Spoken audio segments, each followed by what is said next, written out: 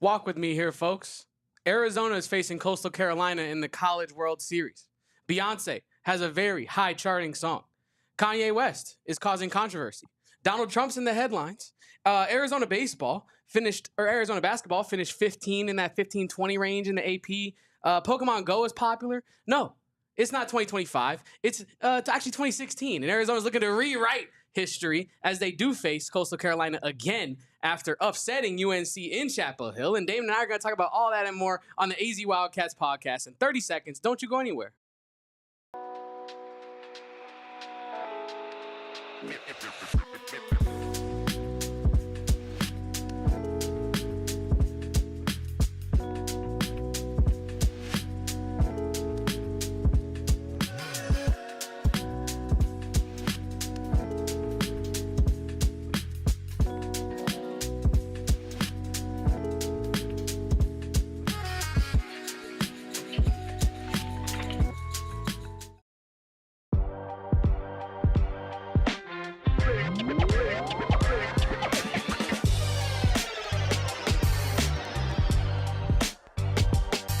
Welcome on in, guys, to the AZ Wildcats podcast. I am your host, Damon Fairall. He is Kevin Thomas. We are here on a Monday in beautiful downtown Phoenix at PHNX HQ2. Getting ready to make that move to HQ3. Drop a like if you feel so inclined so early in this show.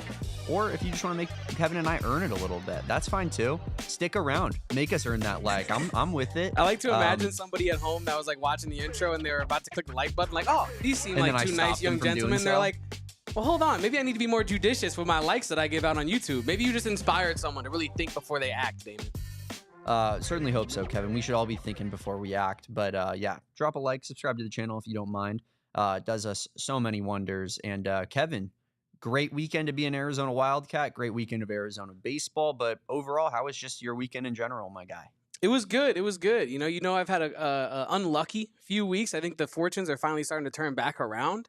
Exercise the demons for whatever demons I had that cursed my body. We're out. We're good. We're back on track. And I think Arizona baseball proves that. The universe is healing. The world is healing. And Arizona baseball is headed to the College World Series. What an electric part of the weekend, Damon. Like, I don't think there's a way to describe my weekend without including Arizona baseball in it. Because it was such a big part of it, right? The early mornings you wake up, bam, Arizona baseball is competing for a spot to chase their 5th national title, and very exciting. I had a good weekend, had a great relaxing Sunday, got the house reset, got the chores done. Nothing feels better than a clean space on a Sunday, ready to attack a Monday, Damon.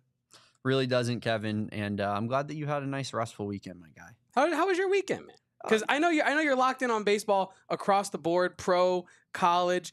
And the two emotions that you are feeling consistently with your pro team and your college team could not be doing any more of this. They could not be any more opposite. So how are you dealing with all the emotional ups and downs of the baseball season right now? Yeah, it's quite the pendulum swing for sure. And I thought I fixed the Diamondbacks by being the new producer on the show, and the Diamondbacks swept the Braves. And then what do against the Reds when we do 0 post-game shows? They get swept themselves and pretty much nullify their previous sweep.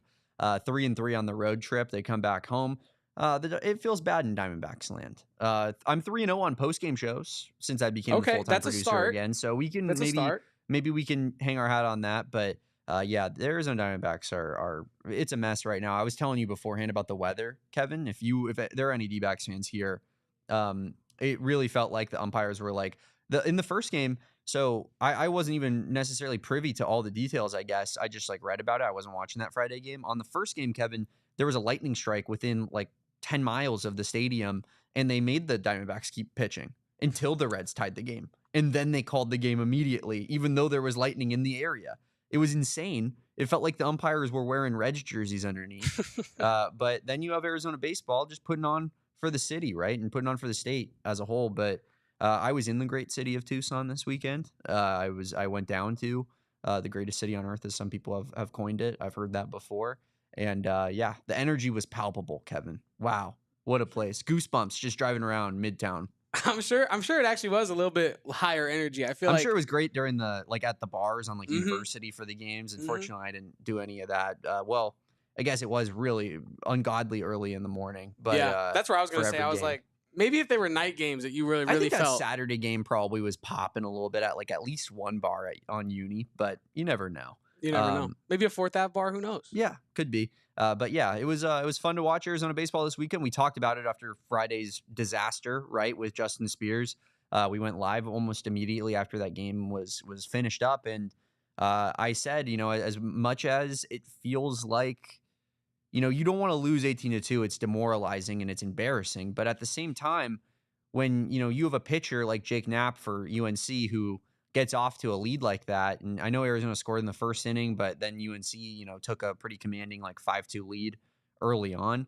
It's hard to envision a world where Arizona was just going to storm back and really just rake off of who is probably the best starting pitcher in all of college baseball this season, undefeated, hasn't lost a single game where he's like left the game with a losing score. But I'm not privy to whether or not they ended up losing any games. No decisions maybe that he got, but he's an unbelievable pitcher. And I said the blueprint for maybe winning this super regional, as much as it sucks and you don't want to lose 18-2 and you would rather just sweep, but the most plausible scenario for winning the super regional might have been losing that first game and winning these next two. And that's exactly what Arizona baseball did. They dug deep and they didn't let that 18-2 scoreboard affect their mentals in game 2 and game 3, which is impressive in and of itself. And I think just goes to show the level of professionalism and mentality that this team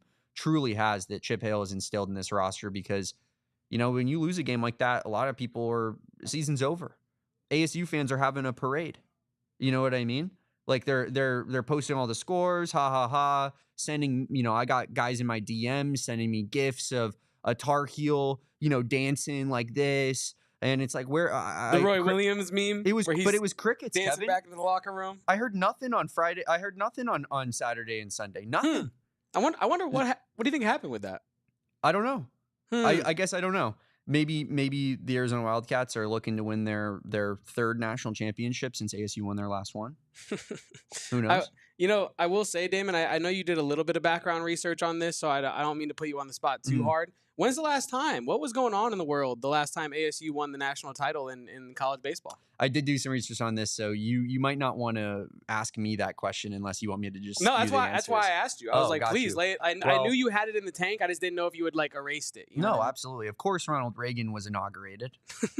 Naturally, everyone remembers Ronald Reagan's inauguration. So recent. Wow. Yeah, that was very, very, very short time ago.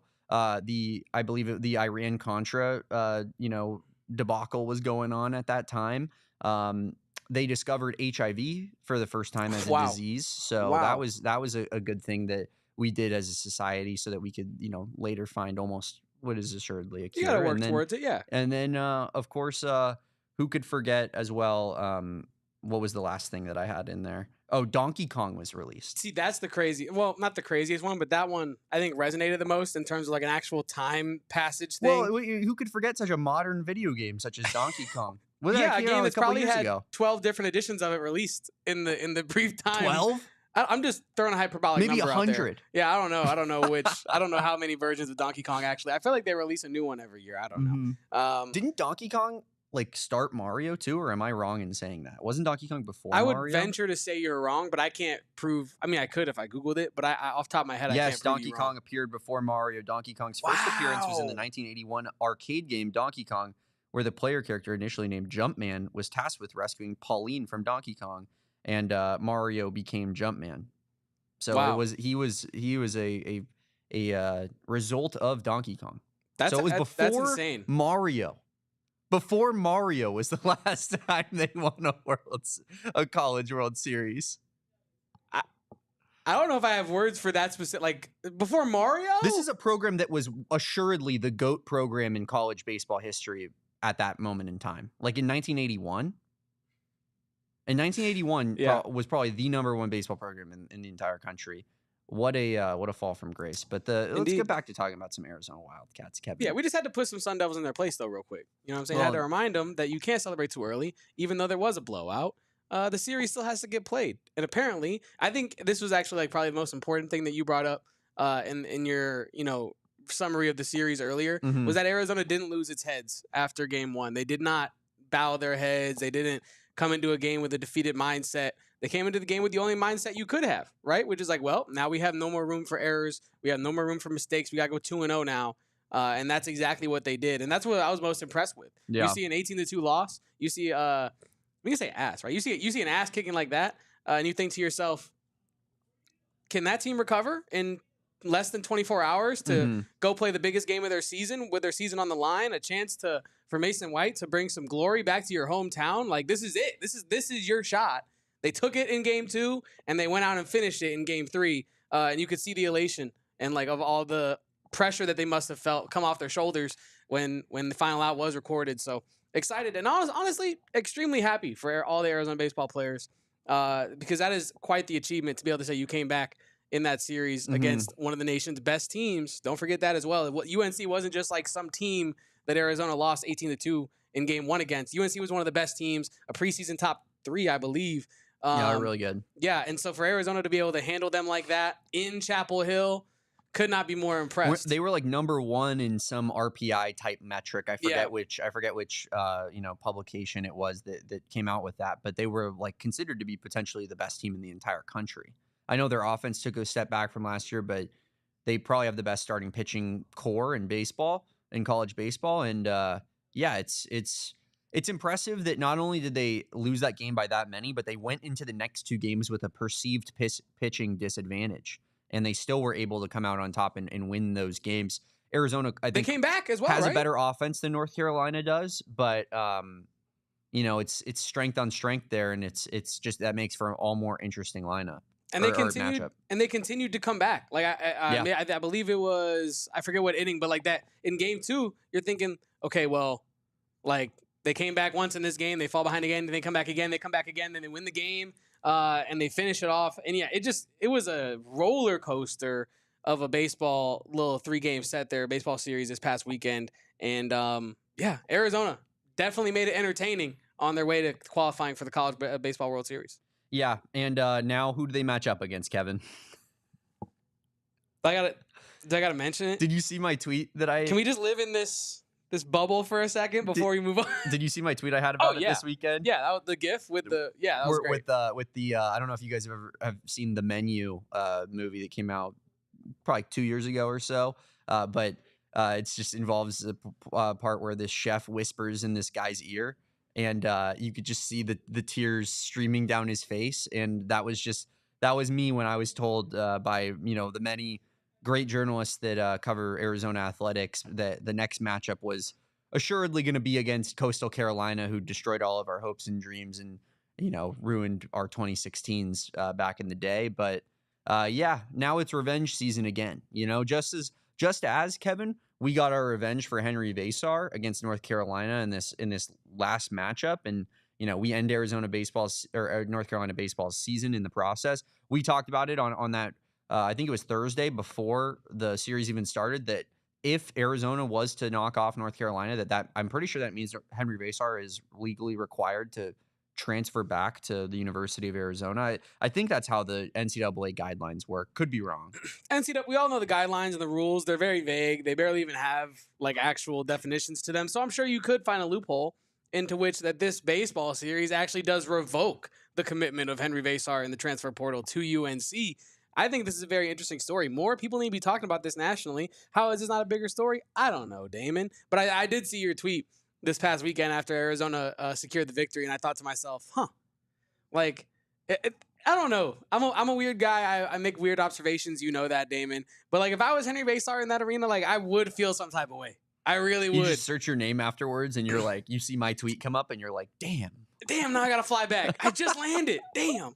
But yeah, no, I would have felt some type of way. Been like, dang, I chose this brand. I know I chose it for basketball reasons, but even as a basketball brand, they're comparable. So, like, what are you talking about? And I think it brings up an interesting conversation here. Luke in the chat, one of our resident Lukes, says, is Arizona more of a baseball school than a basketball school? And I do want to make that actually a broader conversation. I think you can make it a question of, are they a diamond sports school or a court sports school? And I think you got to say diamond, right? Yeah, I'd like to get into that convo a little bit later in the show, maybe in segment 2 here. But it is an interesting discussion that we will, in fact, talk about here. In a second. Just getting back to this North Carolina matchup or Coastal Carolina matchup. You know, it's kind of like the boogeyman of sorts. But and Coastal's been great all year, but you know, this is a situation where Arizona has played much better competition. You know, obviously Coastal had to beat great teams to get here, but you know, I think as far as a matchup goes, you'd rather play a you know, a Group 5 mid-major type of school than, you know, playing another North Carolina in the first round, as far as I'm concerned, at least.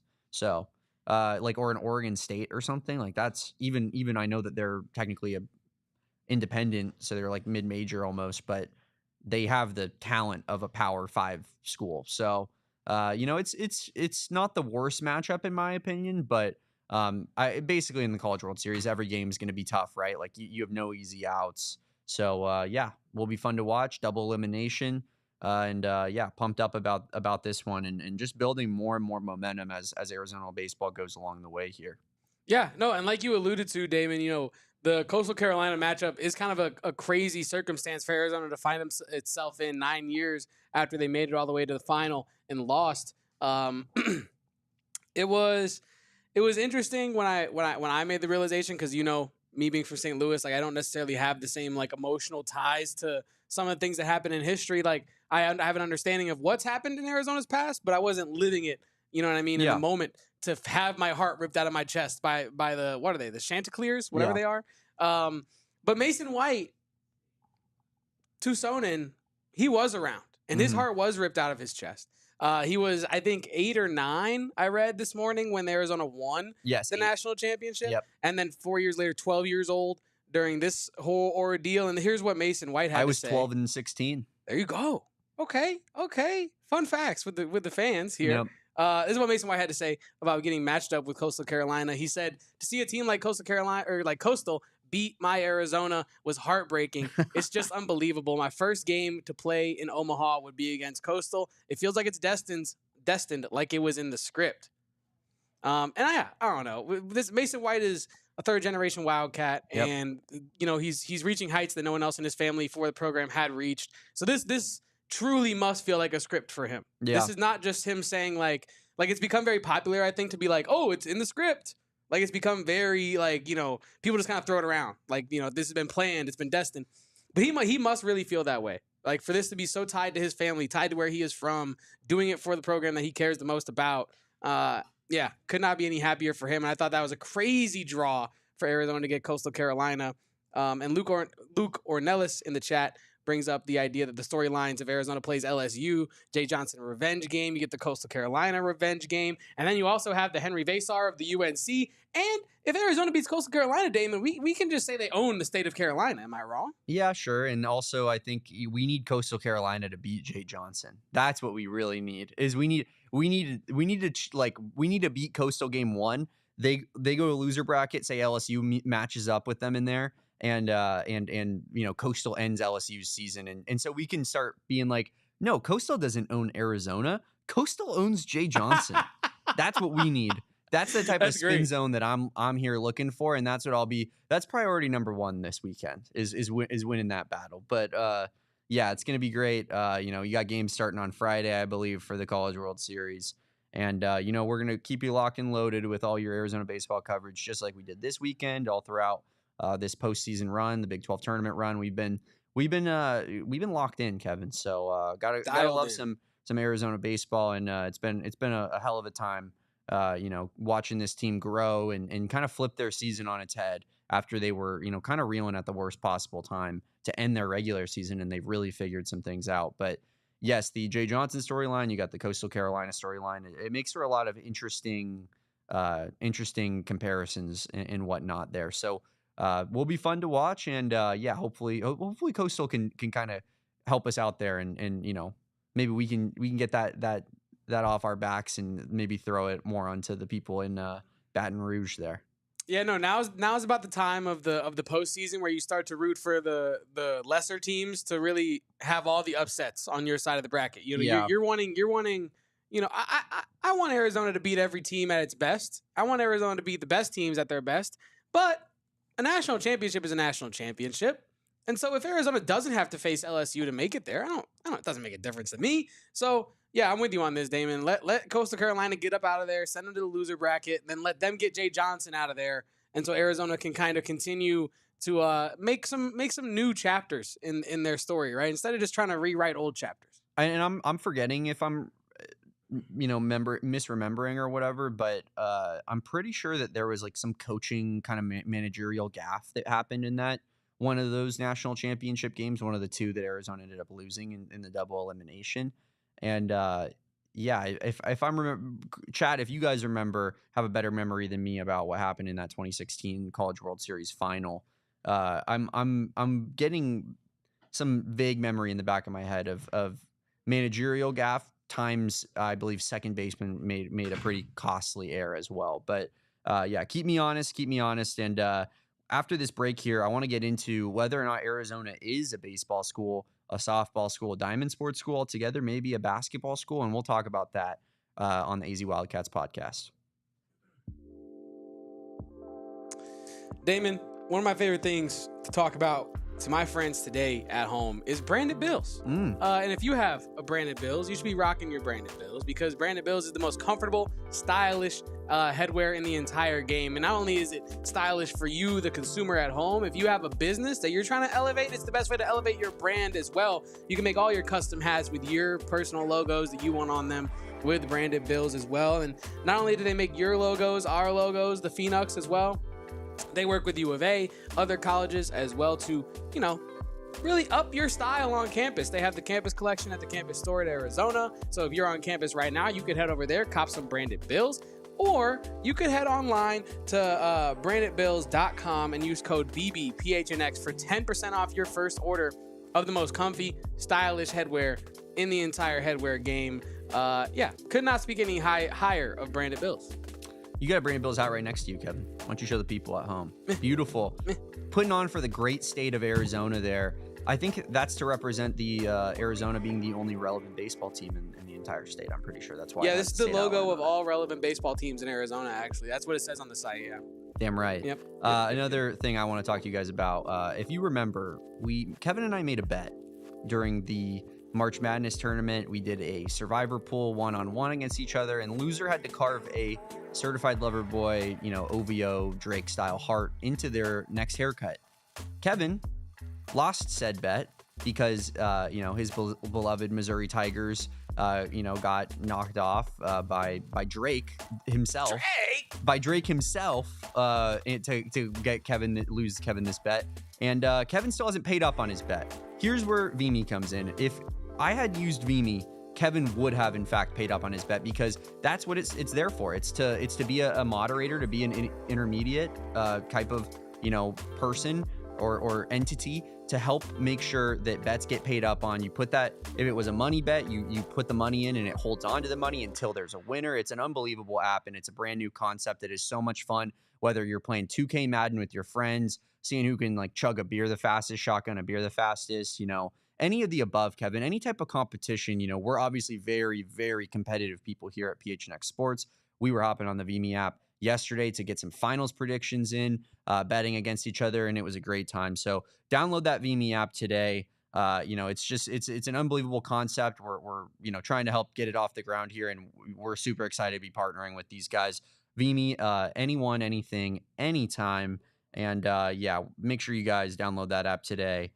Use that promo code PHNX when you sign up, and get Vimy.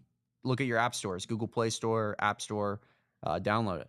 I will say, it's one of those things that once someone tells you oh, I thought of this app where you can do this, that, and the third, like Vimy, you think to yourself damn, how is that not already a thing? That's such a good idea. How is it not already existing? And now it exists. So check out Vimy, genuinely a really cool idea. Something I haven't really seen before. Here's what I'm excited to use it for. So in the past, I've had bets with my friends regarding different sports things to happen years in the future. I remember my friend bet me at a party when we were drinking a while ago that Cole Kmet was going to be a top 5 tight end in the NFL in this season, this past season. Okay. Very clearly wasn't. And I forgot how much money it was for. I honestly kind of just threw it in the back burner, and I was I'm not going to hit him up. We did this 3-4 years ago. Yep. Why I'm not going to be that guy. It doesn't matter that much to me. It's probably for $20, if I had done it through VMe, if that was a thing back in the day, that on money would have wax. already gone into the account, and then it would thus be coming back into my account now after he didn't make the Pro Bowl this year. So like I'm excited to have my friends download it, and so we can keep track of like our long-term plans that we got going on. Just absolutely electric, Kevin. I'm sure there's Also, some takes me and you can get off oh, that we'll we be can put working with into Vimy. Oh the yeah. VMe future and see what we got going on. Oh yeah, and also like this is not just. I guess it is an extended Vimy ad, but like now we're just talking about like making bets. One of the most annoying things when you do make a bet with someone is like not knowing reliably if they're actually gonna like pay out, when they're gonna pay out, or like who's gonna judge who. Like if you're like Damon, we're gonna race to the end of the studio. Whoever makes it their fastest wins. If it's a photo finish, you and I are gonna sit here and argue for an hour and a half before I pay you the $50 or whatever, right? So you can have a third party, like a judge. You can have a third party judge. I could send the link to Steven, and he could be our judge at the end, and he could make the decision as to who won on Beamy. So it's pretty cool, pretty dope. The Honorable Judge SPG. The Honorable Judge SPG, indeed. Real quick, one more thing before we move on to the conversation of is Arizona a baseball school, a diamond school, a court school, a basketball school, whatever. We're on the topic of betting, Damon. Can we just get some betting talk out the way? You mentioned NBA Finals bets, and I promise this is going to be Arizona Wildcats related. Last night I took a live bet, Pacers plus 19.5 in the third quarter. They were down like 20, like actually 20. And I'm thinking to myself, like, they're going to lose this game probably by like 13 points. This feels free. You know what I mean? Yeah. All of a sudden, OKC is keeping it at like 22 for like the majority of that like 5-minute mark in the fourth quarter. Yeah. And then they clear the benches. And ordinarily, that would terrify me. That would freak me out because now it's like, oh, your bums versus my bums. Who knows who's going to, like, this could be, does OKC their bench guys keep playing? Because, you know, this is their one chance. Like, whose bench guys are going to play harder? And how much room do I have for Indiana to mess up this spread? Yeah. Well, the beautiful thing about Indiana's bench is that they got Ben Mathurin. They got TJ McConnell. They're deep. Those guys could start in the NBA. You know what I mean? So I'm out there watching Ben Mathurin and TJ McConnell hoop with Johnny Furphy. And I've never been more happy in my life to sweat out a bet and win by like 1.5 points. That's all I'm saying. So thank you, Benedict Mathurin. Thank you, TJ McConnell, for actually playing until the buzzer rang, because you could have hurt me there. So you didn't. So I appreciate it. Gotta love some good bets. I actually won some money on Arizona baseball in that game too. I forgot to bet on them in game 3, but game 2 they were like plus 250 money line. And I was like, that's so disrespectful, man. Like, this is a team that is, their season is on the line, backs against the wall. Like, I find it more likely than not that this is going to a game 3. So I felt that was insanely disrespectful. Won some money on that. I got a future going on Arizona baseball to win the College World Series with our friends at Bet365, Kevin. Which I'm excited about because that thing was in the mud for like an 80 cent cash out at one after that game 1 disaster. And now have you ever been more back? Yeah, now we're the value is unbelievable as they're one of the, what is it? 12 teams, 8 teams in Mixed College. I wonder what their odds would have been if you had taken them at like as soon as that final out was recorded and they got beat 18-2. Yeah, I got them plus 3,500 overall here. So I also wanted to bet them in games 2 and 3, Damon. I just didn't want to touch them because I'm one of those guys that, like, if this team loses now, it's my fault. I stopped the comeback because I wanted to bet. You know what I mean? Yeah. And in reality, it has nothing to do with Mason White's performance. Mason White, I mean, unless he's seen this show, which he definitely has, because everyone at Arizona Athletics has apparently seen this show, doesn't actually know who I am. So me gambling on his performance really has no outcome. But if he had, like, gone out there and had just only stinkers, no RBIs, and I was just betting, I would have been like, this is my fault. My bad, Mason. I'm sorry. I messed with your vision. So you doing that was extremely bold. And maybe you truly are a good luck charm. I just believe in my cats, man. Believe in my cats. And what do you believe? Do you think Arizona is a baseball school? I guess let's get into it, Kevin. I mean, obviously Arizona basketball is the moneymaker. It's what drives numbers. It's what drives, fan support, and it's clearly the show and big show in town when it comes to Arizona athletics. But if we are truly looking into the sense of the word of what kind of school Arizona is, it's kind of hard to not say that Arizona is a diamond sports school, right? Because you look at the baseball program, it is, I think inarguably a top 10 program of all time, arguably a top 5 program of all time. You look at softball, I think it's inarguably a top 5, top 3 program of all time. Like, you're looking at two of the, kind of founding members of those sports when it comes to collegiate level, right? And with softball, you're talking about any level. Basically the founding member or making softball what it is today, having, getting girls out of shorts and putting them in pants. And, it was stuff like that was groundbreaking that, wasn't happening across, women's sports at that moment in time. And it was a, very groundbreaking type of situation. Arizona baseball, I wouldn't call it, wasn't monumental in terms of driving the sport forward, but has been a program that's been around forever. It was winning championships in the 70s and 80s, has won in more modern times, and has made the College World Series very, very consistently, despite like SEC money and even other rival Pac-12 schools having more money than they did for long periods of time, right? But they continue to make good coaching hires. They bring in Andy Lopez, Jay Johnson, now Chip Hale, 3 in a row of coaches that have made the College World Series that have been successful at that school, won conference championships. Like, it's a program that is storied and deserves to be considered in that upper echelon of the sport. And I don't think there's any doubt about it. So while on the one hand, like, Arizona basketball is for sure always going to be the most popular sport, there's a reason that this particular 97 championship means so much to the people of Tucson and the community, right? Because that's the one major, if you will, sports championship that's been won. But I think it's hard to say that Arizona is not a diamond sports school, all things considered, when you look at it at the end of the day. You're right. And you'd be kidding yourself to say otherwise. I think the only argument you could make for basketball is, like you said, the pure numbers of it all. Like the number of eyes, the number of money, the number of tickets. Like, sure, you can say basketball is running Arizona athletics, which is true, right? Like, the clock is not going to continue to tick without Arizona basketball succeeding. For sure. Right? But if we're just talking about, like, the term being this sports school, what does that mean? To me, it means, like, what are you the best at? Mm-hmm. Like, what is your thing? Like, if I tell you I'm a chef, Damon, what's your next question going to be? You're probably going to ask me, what do you make? Yeah. You know what I mean? So if Arizona says, oh, we're an athletic school, you're going to be like, what's your sport? And I think you'd have to say probably softball, baseball, and basketball in that order, right? Like, you'd have to list them out, and you have to say that. But if you're making it a diamond or basketball thing, it's a diamond thing. And I don't think it's particularly close, even though the fandom is so passionate surrounding basketball. And yeah, also I wanted to give a quick shout out to Edgar's comment. Men's wheelchair basketball school.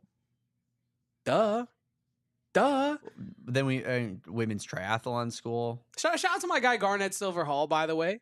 Member of the men's wheelchair basketball team. Also a rapper. Also a what's the proper word I'm looking for here? Goat? But yeah, no, goat. But he also competes in like he has like a custom board for his wheelchair and stuff, and he does like BMX and stuff like that.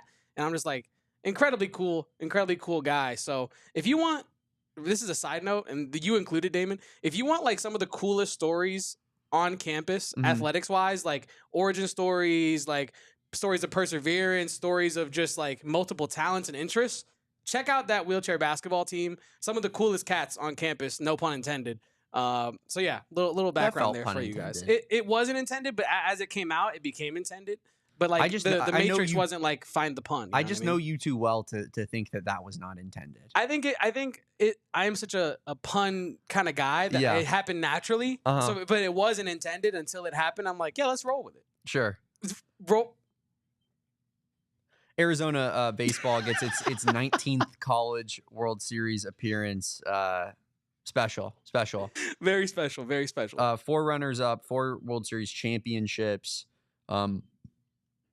They won the WAC 3 times in the regular season. They won the Pac-10/Pac-12 6 times in the regular season, 2 conference tournament championships, and 2-time reigning conference tournament champions. Only team to ever have done so. Double in the history of the sport. Double champ. Is that cool? They don't even do that in the UFC no more. Yeah. They don't let you. You got to vacate. Yeah. I actually, you know what? This was an interesting topic that someone I saw, and I'm forgetting who it was, so I apologize, but they brought it up on Twitter, and I was reading them talk about it. I wonder how much High Corbett plays into Arizona baseball being as successful as they are, playing, on the road and neutral site type of games, because, it's such a hard stadium to hit out of. It's such a pitcher stadium. It was an MLB stadium. Like it was literally the Rockies, I believe, right? Like they were playing spring training games, and that was Another like where team Arizona baseball could be right now. yeah, true. They were playing in their facility. Like it was a major league facility, and now you move Arizona from Jerry Kindle Field to High Corbett, and I think you reap the benefits of having a team that really doesn't. I feel like they're not hitting bombs. Like they're still hitting bombs consistently. They're a very home run driven team. You have guys like Mason White, Brendan Summerhill that hit the crap out of the baseball, but I think that added distance back prepares these guys well for playing in different ballparks, because nothing really compares to what they're playing with at home every day. And conversely, I'm sure that takes a little bit out of the pitching in particular, but I feel like when you get used to playing on that distance of field at home all the time, it benefits long term your hitters, and I think it's part of the reason why Arizona baseball has been as successful as it has been since they made that move in 2011. They won the national championship in 2012. They've gone to another World Series final where they became runner up in 2016. Made a couple, made another College World Series this year. Like I just think that it's really helped drive this success, and shouldn't be under talked about. Like the facility of Arizona baseball, I think it really helps this program out. And conversely, I don't know enough about it, but I've heard people talk about the opposite for ASU, that their stadium hurts them going up to play against other schools because of just the way that it is built. And so I don't know. It's one of those things that's intangible. You can't really put a measurement to that, but I really do think that it's part of this somewhat of an evolution of modern Arizona baseball, because there was a time period where they really weren't that great in the 90s, early 2000s, and they kind of got back onto this scene in 2010s forward of being like one of the premier programs in the sport, and it coincides exactly with that move to High Corbett Field.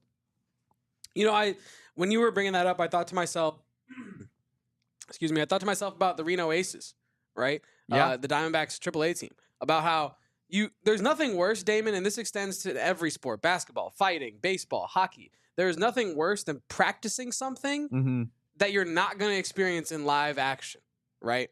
Like, how many basketball players, AAU, have you seen players commit across the nation, and you're like, this guy's doing 360 spin three? Like, you're never doing that in a game. You know what I mean? Or the quarterback on his pro day that's like running out just 80 yards on air. Yeah, you're not doing that in a live game, right? So I think in terms of baseball, if you're the Reno Aces and you have players like Jordan Lawler, who's going to be the damn MVP of AAA or whatever. The GOAT. And he goes to the league and he can't hit. He can't do it. He goes like 0 for 19 or whatever it was, because he's not being given the same reps at AAA that he's getting given in the MLB. And it's not because of the talent of the pitchers. It's because he's playing in a kid's park. You know what I mean? And so I think with U of A specifically, I mean, RIP to the sports science guy. You know what I mean? One of the icons of sports media. But that would be a great sports science episode, right? Like how do the teams do that have the deeper outfield gate or fences? How do they fare from power numbers in the College Baseball World Series when they get to Omaha or when they get to the Super Regionals? Would be an interesting study. It really would, because I think do we know anybody who like can we put stick Jesse Friedman on that or something like that? Can we trick him into doing it? Like, hey, it's baseball. Who's a nerd and loves baseball? Jesse Friedman. That's where it just popped in my Dalton head. Feely? Jesse. But he's not like a numbers guy. He needs Dino Nuggies. Yeah. With Mountain Dew. Yeah. The brother had a salad for the first time this month. I think he's learning division right now, actually, based off of those eating habits. But no, I think shout out to Dalton Feely. But there is no way around it, right? Like the way that High Corbett Field is oriented has to benefit Arizona, even if you can't actually prove it or map it out statistically. Intangibly, there's no way it doesn't prepare them for these things, because you're not having to go out, like you brought up ASU.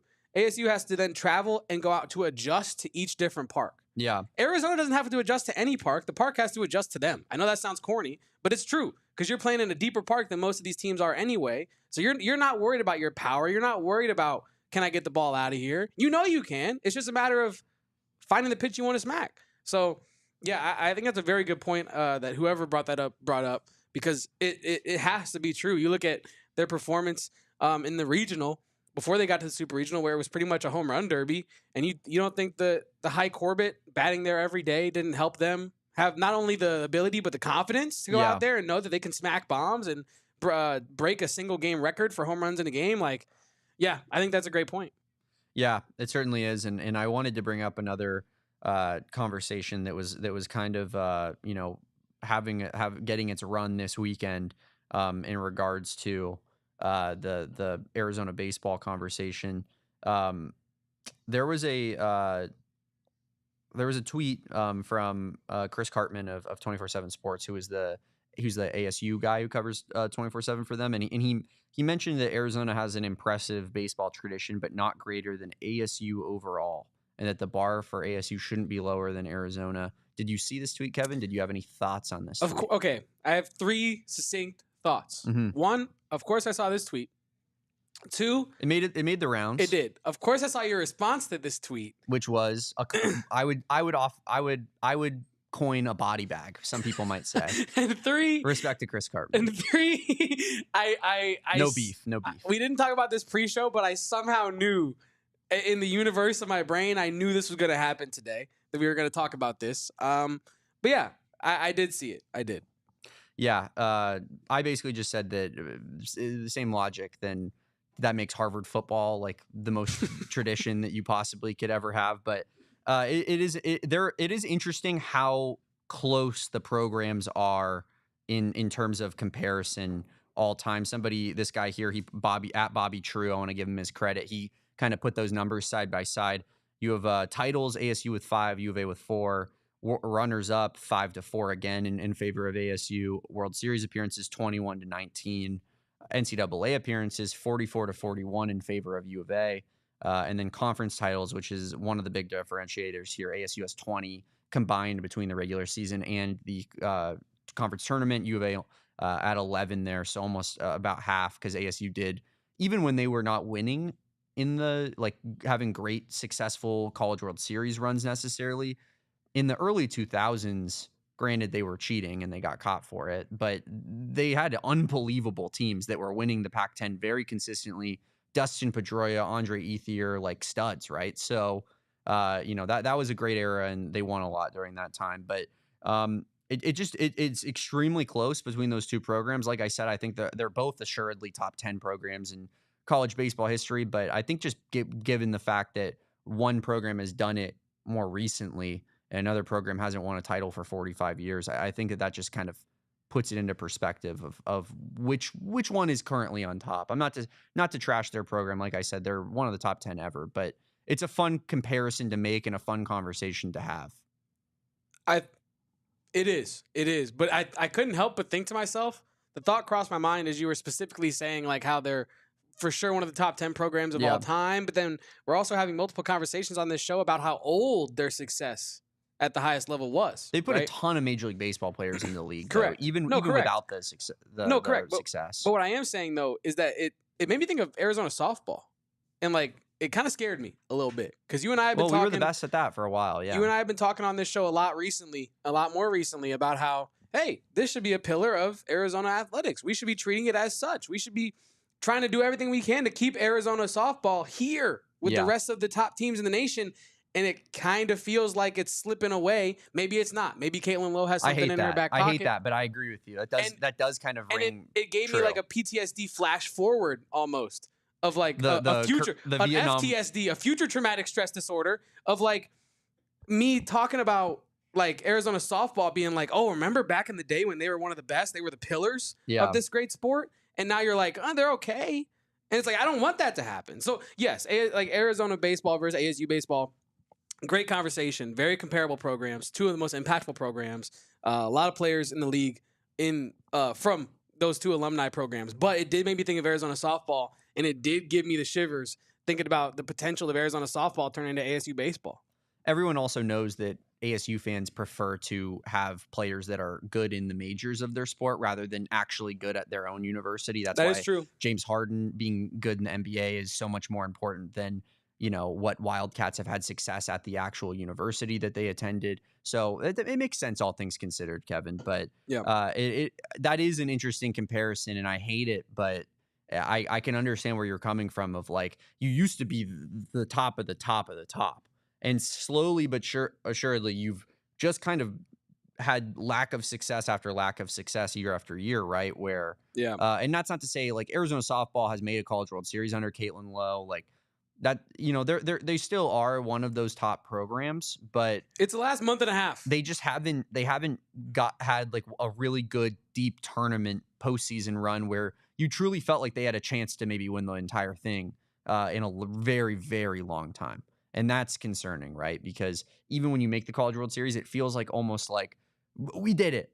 Mm-hmm. When back in the day, that was the expectation, the absolute bare minimum. All right, now we're here. Now let's go win it. Yeah, like if you didn't make the College World Series back in the Candrea days, that was one of the biggest disappointments you could possibly have.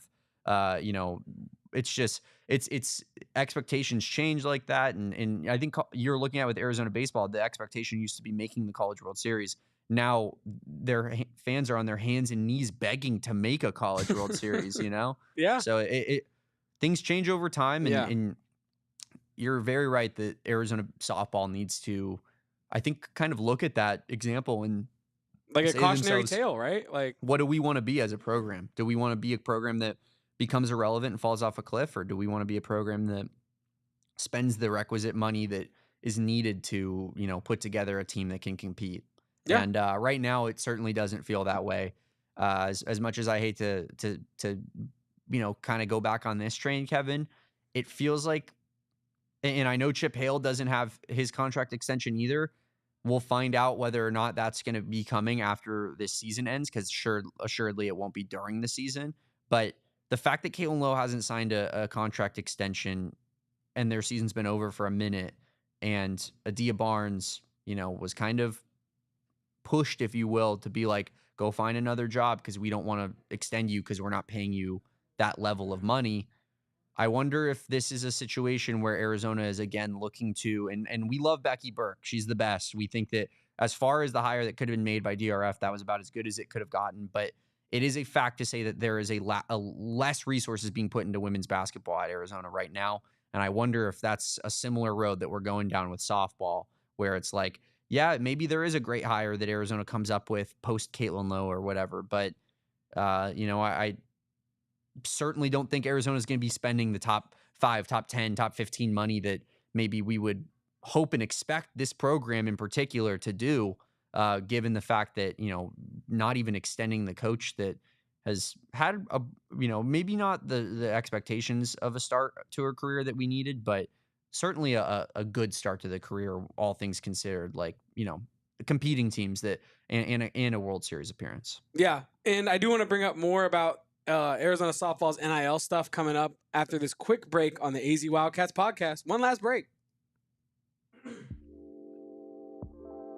Well, I would love to talk to everyone at home today about Empire Today flooring.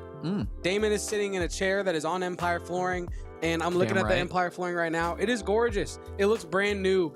You wouldn't even know that some savages and freaks work in this office by the state of this beautiful Empire flooring, the sturdiest, cleanest, most beautiful flooring you can possibly put in your home, because everyone needs a home court advantage. Arizona Wildcats do. Arizona softball needs a home field advantage, and you can bring that to your home today using Empire Today. And you'd rather shop at Empire than all these big box stores, because the box store's goal, let me tell you right now, is to get you in, swipe your card, and get you out. Empire Today's mission is to make sure that when you do give them, you know, your payment, that you are satisfied with the floor that's going to be installed in your home, that it fits your home. You can use their little visualizer tool to make sure it fits the color scheme, the little decor, the feng shui that you got going on in your home. So check out Empire Today, because they're flooring experts. They eat, sleep, breathe, probably dream flooring. Live it. Their life is flooring. So why would you not want them to handle your in-home flooring? So schedule a free in-home estimate today because some things are better at home. PHNX listeners can receive a $350 discount. $350 damn discount on Empire Today flooring. That is a wonderful discount with code PHNX. Visit EmpireToday/PHNX for full details. Do not miss out on $350 discounts with Empire Today. The things I would do with $350, Kevin, unbelievable. Right? Let me ask you guys a question at home. You like watching sports? I'm going to go ahead and guess that you probably do. Yep. And if you like watching sports, there is no greater place to watch sports than Gila River Resorts and Casinos. They have the wonderful BetMGM Sportsbook upstairs at Gila River Wild Horse Pass. It is the largest sportsbook in the great state of Arizona. And Kevin, I know there was a big UFC event this weekend that you're going to want to talk about here in a second. Is there a better place to watch UFC than at the BetMGM Sportsbook up at Wild Horse Pass? No. I mean, you want to talk about, obviously, you got to pay for these cards, right?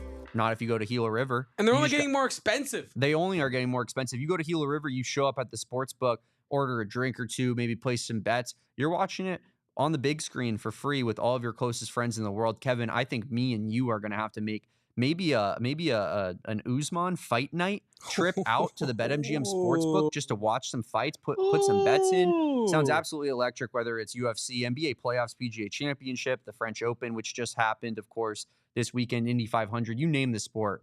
Gila River Resorts and Casinos is going to be playing it, and you're going to be playing some games, gambling a little bit while watching said sports. It doesn't get any better than that. They got all the dining options, all the live table games, concerts, the pool area and cabanas, you name it.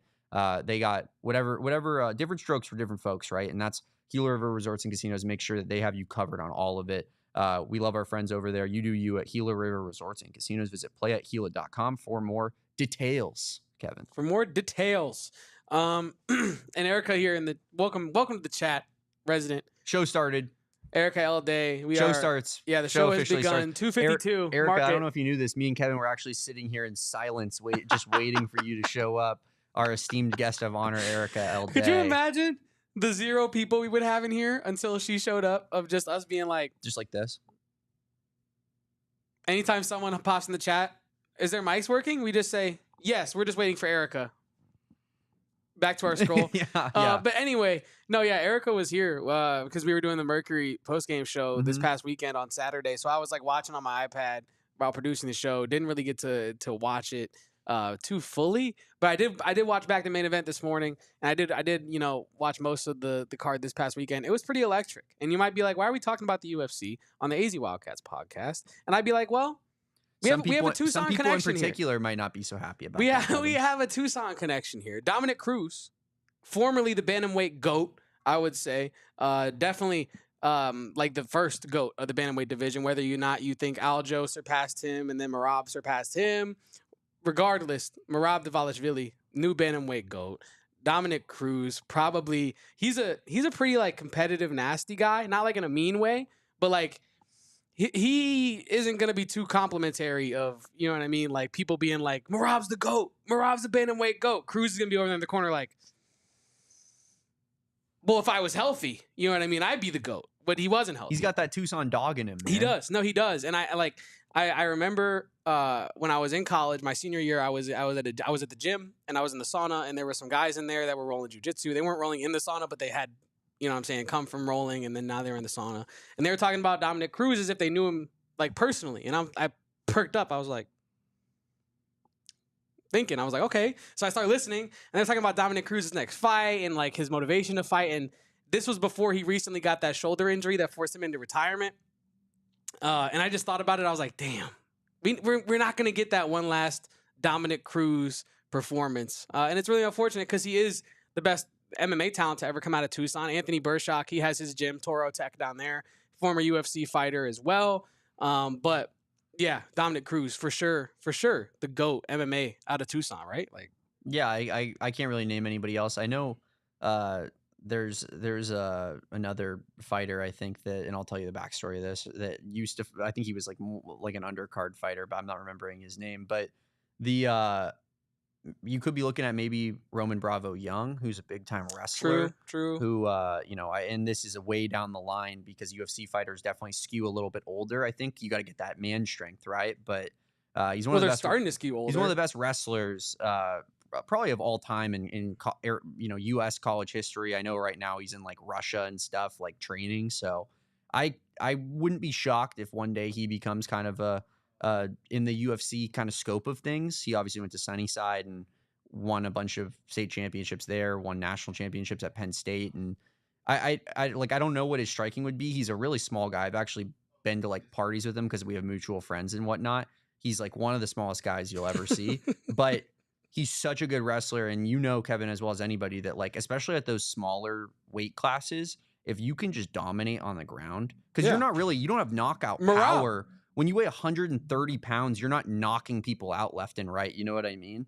Like that power doesn't necessarily come with that. So you a lot of times you have to be more technical, and a lot of times that comes with taking guys to the ground. So I could see a world where RBY is like a big time, like whatever the lowest division is. I'm forgetting. The Tucson Bo Nickel. Yeah, exactly. But lowest division would be 115 flyweight. That will be much longer down the road. Yeah, he would be in by far the smallest weight class, I think. But we will see in the future.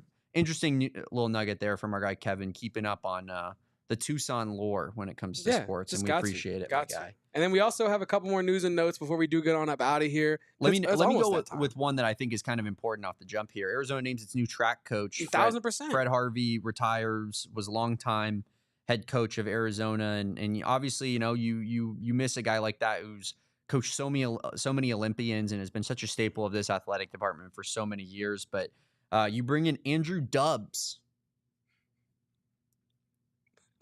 We eating those. I great name for a head coach. I want those Dubs. You know what I mean? And I need the video of him in like a hype circle before the meet doing the Jameis Winston. You know what I'm saying? 100%. Giving I need like a quote bar for bar speech, including the licking of the fingers. I need it all. Yeah, that's what we need. But I mean, he was head coach at associate head coach for Virginia Tech for 7 years, assistant coach at Iowa, Harvard, North Carolina, and Auburn. And he's been a part of 10 indoor and outdoor ACC title teams, 3 more in the Ivy League. Was the USA National Track and Field team head coach for the past 5 years during the World University Games competition, which I did check with my guy, David Veenstra, who, of course, has been in the chat before, covers the Phoenix Mercury. And he's a big track head, big runner. He told me that that's not the same as being like the head coach of Team USA in general. It's a much, much lower deal, but it does go to show that he has experience coaching some of the top level, track runners at the collegiate level, I believe, for a period of time, and has that international experience as well, which is only a good thing, right? So, welcome Andrew Dubbs. We got a new coach on campus, and we are pumped about it.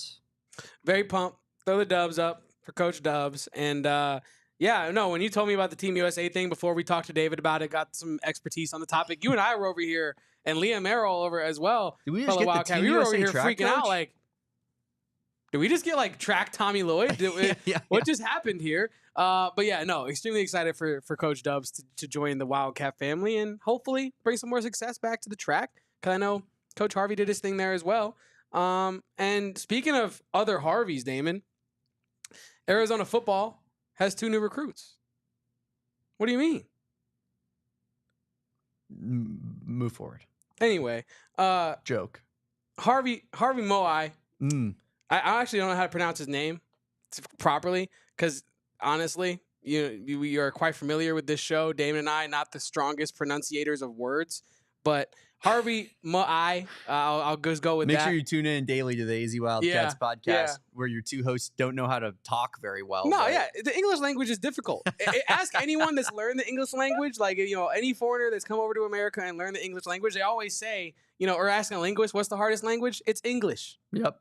So you can't even give us a tough break for that. But yeah, Harvey Moai, and then you also have Malachi Joyner, 2 linemen on the other side of each one. Harvey being an edge rusher, and then Joyner being a offensive tackle as well. A couple 3-star recruits. Damon, welcome to Wildcat land. We are the land of the 3 stars right now. We certainly are the land of the 3 stars. I think Brent Brennan and co have done a decent job getting this Arizona recruiting class off the ground here. And despite I think a lot of people, obviously, having their quarrels with what's going on with Arizona football. I think you do have to, at the end of the day, say that they've done a decent job, getting people in the building and whether or not they're like leading the conference and or whatnot in terms of the recruiting rankings, I think is somewhat irrelevant. Like they're getting people to buy into this program and it is very early in this 2026 class, but a couple other commits this weekend, and hopefully, just continuing to try to capitalize on this momentum. Malachi Joyner, offensive tackle from Williams Field up in Gilbert, Arizona. Good program over there, and 6'4", 295 pounds, in-state kid. I think you love to see a commitment like that. And then Harvey Moai, which I think you did a decent job at it, Kevin. I think I gave about 4 different examples. We're gonna lock in on exactly how you say these names, but obviously it's a little bit early on in the process. But he's an edge rusher, 6'4", 225 from Utah, and he had offers from Washington State, offers from Cal, some decent teams in there. And yeah, you get the size, you get a Utah kid, you continue to feed into that Poly pipeline with Joe Salvea as the new defensive line coach. And yeah, I mean, no quarrels with either one of these prospects. Good weekend for visitors at Arizona football this weekend. Could be seeing a couple other commitments coming off the board here pretty soon. But getting Brent Brennan and co. 7th commitment, I believe, of this upcoming 2026 class. Got to continue to build on that. Yeah, no, you definitely do. And when I say that they're the land of the 3 stars, it's kind of joking, but also like you can have really great 3 stars at the college level. It's about talent evaluation and whether or not you at home trust the people in position to do that at Arizona to get the right guys in. So yeah, time will tell whether or not these 2 will be impact players for Arizona, but they have gained 2 new commits. And then last thing before we get out of here, Aari McDonald making a name for herself for the Indiana Fever. Damn right. I think, anytime you have these hardship extension contracts or exception contracts, you never really know what the outcome is going to be. You could be there for 3 days, 10 days, 3 months, whatever it is, until they have enough players to fill out a roster, right? So all you can do is ball and try to put pretty much a resume out there for yourself, showing where your game is currently at to other teams in the W.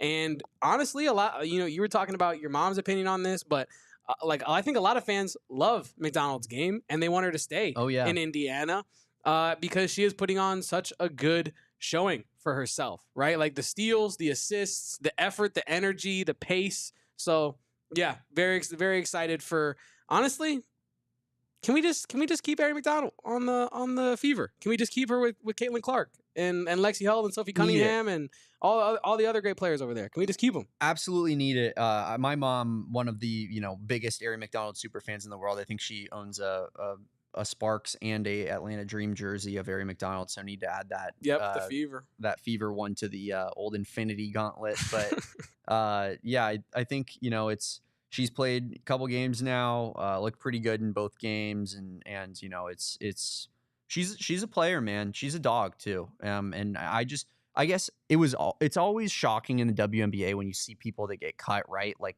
there's only so many teams, and that kind of like either the talent pool is almost getting too big for the amount of teams that are in the W. But Aari had no business not being on a roster, frankly.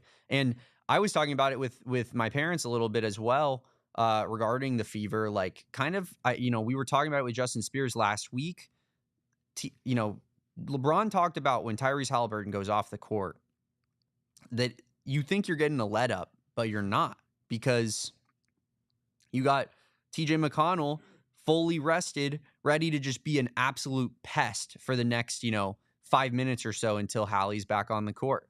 And it's like, it's not that let up that you expect, despite him being a significantly, lower coveted player, right? Like he fits that backup role to a T. He picks you up full court. He's running around screens like a crazy person. Really good passer, can set an offense.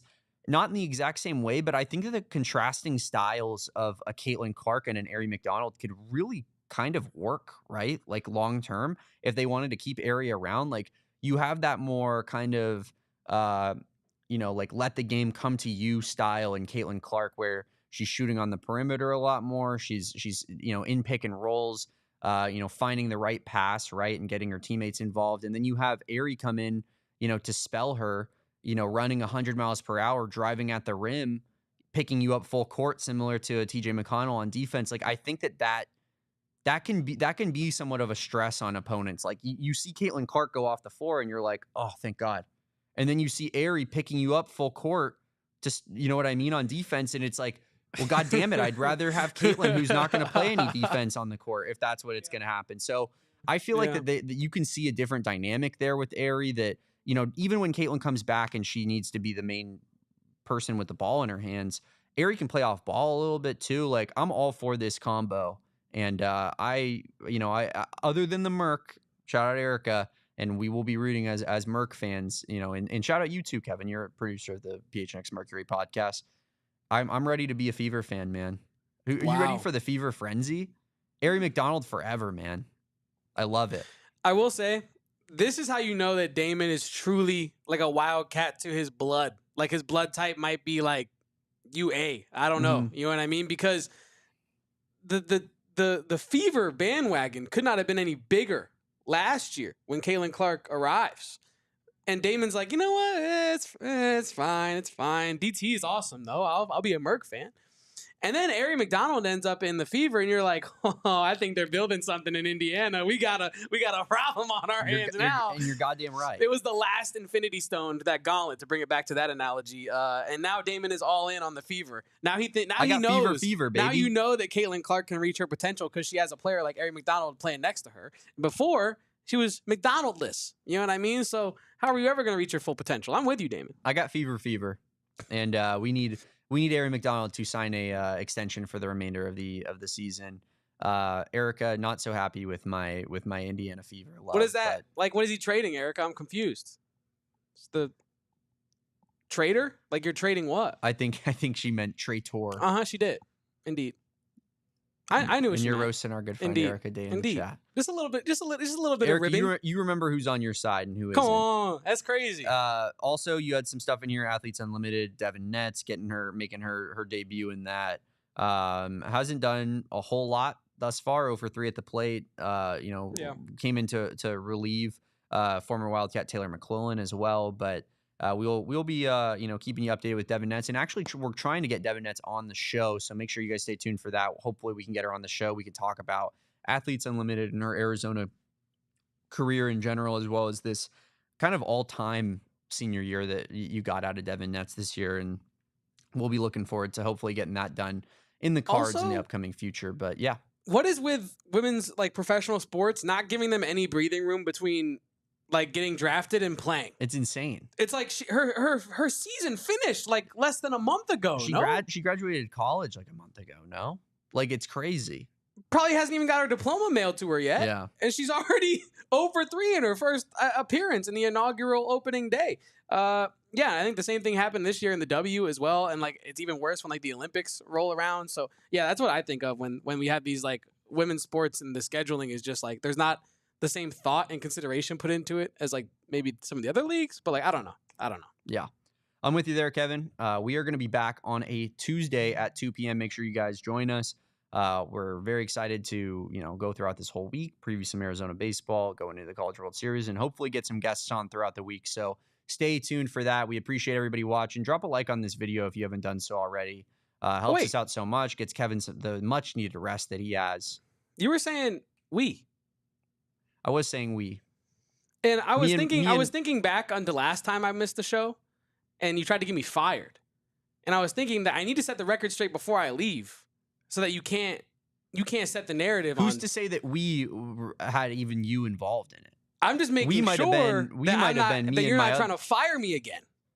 Well, we're gonna find that out, Kevin. It's gonna be it's we all know it's a tryout for our guest co-hosts to come on and see if things work a little bit better with them chemistry wise. So that's just gonna have to figure itself out in the long run. But maybe Kevin gets fired, maybe he doesn't, maybe he just goes on vacation. But Kevin getting a much deserved vacation. I'll be getting some guest co-hosts in here, some of your favorites, all the people you know and love throughout the rest of the week. And we'll keep it moving here, regardless of whether or not Kevin wants to turn his back on this baseball program when they need him most. But we will keep you locked and loaded 2 p.m. every day the rest of the week. Make sure you guys join us. Like this video for my guy, Kevin. Subscribe to the channel if you haven't done so already. Follow Kevin at KevoPost. That's KevoPosts. You can follow me at Damon Dog, DAWG at the end of that guy. And you can follow our main account at PHNX_Wildcats. If you are watching this show and not following our account, what the hell are you doing, man? Makes no sense in the world. We're getting some fire tweets off about Arizona baseball this weekend. So go check those out if you haven't done so. And yeah, we'll be back on a Tuesday at 2 p.m. But until then, peace out, bear down. And go Cats, even from Cali. We all silly like the mayor.